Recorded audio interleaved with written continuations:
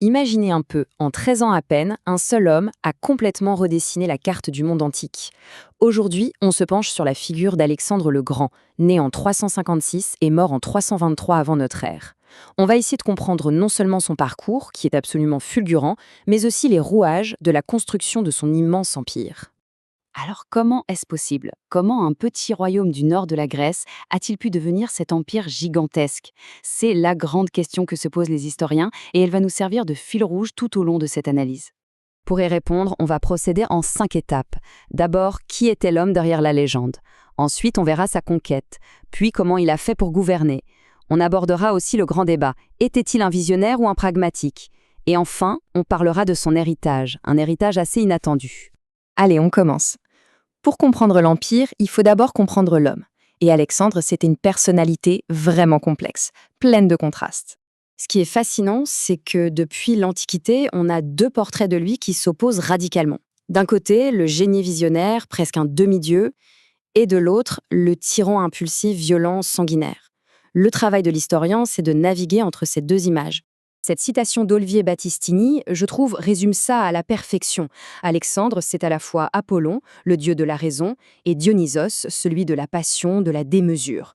Un guerrier qui dormait avec l'Iliade à ses côtés, c'est cette dualité qui est la clé de tout. Et bien sûr, impossible de parler de la formation intellectuelle d'Alexandre sans mentionner son tuteur, Aristote. Rien que ça. L'un des plus grands penseurs de tous les temps a forgé son esprit. Lui a transmis cette culture grecque, cet amour du savoir qui vont nourrir son ambition. Bon, maintenant qu'on a une petite idée du personnage, voyons comment cette ambition démesurée s'est traduite sur le terrain. C'est le début de l'une des campagnes militaires les plus incroyables de l'histoire. Quand on regarde cette chronologie, ça donne le vertige.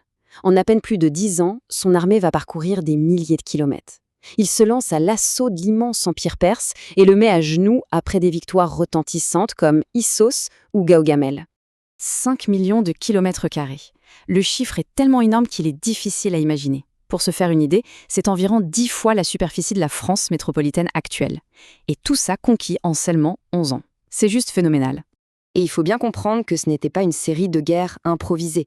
Non, il y avait un plan, un objectif unique et très clair. Abattre la superpuissance de l'époque, l'Empire perse. Un projet qui avait d'ailleurs été initié par son père, Philippe II.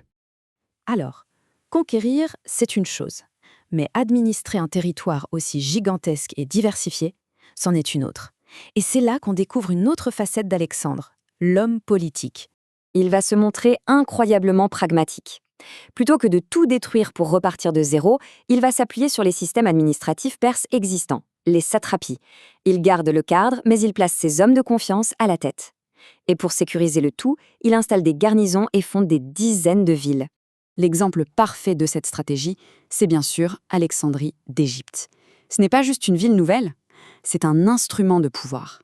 Elle est pensée pour être à la fois une forteresse, un port majeur pour le commerce et un centre de diffusion de la culture grecque.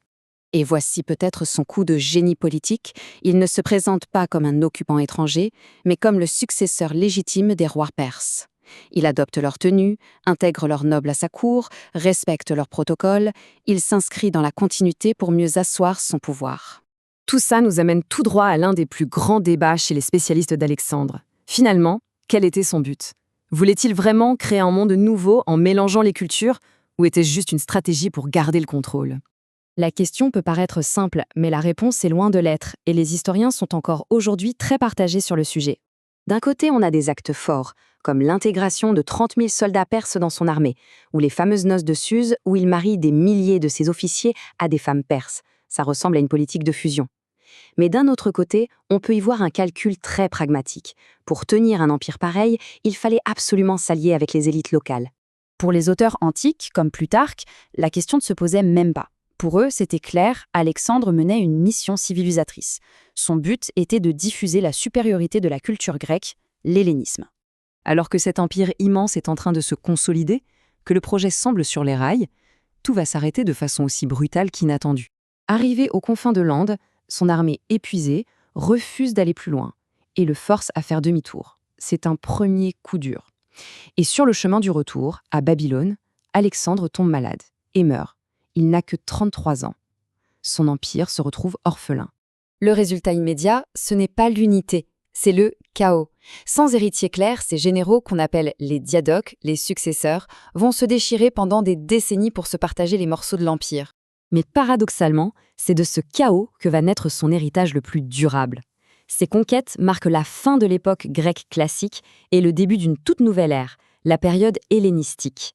Un monde nouveau où les cultures grecques et orientales vont s'entremêler pendant près de 3 siècles.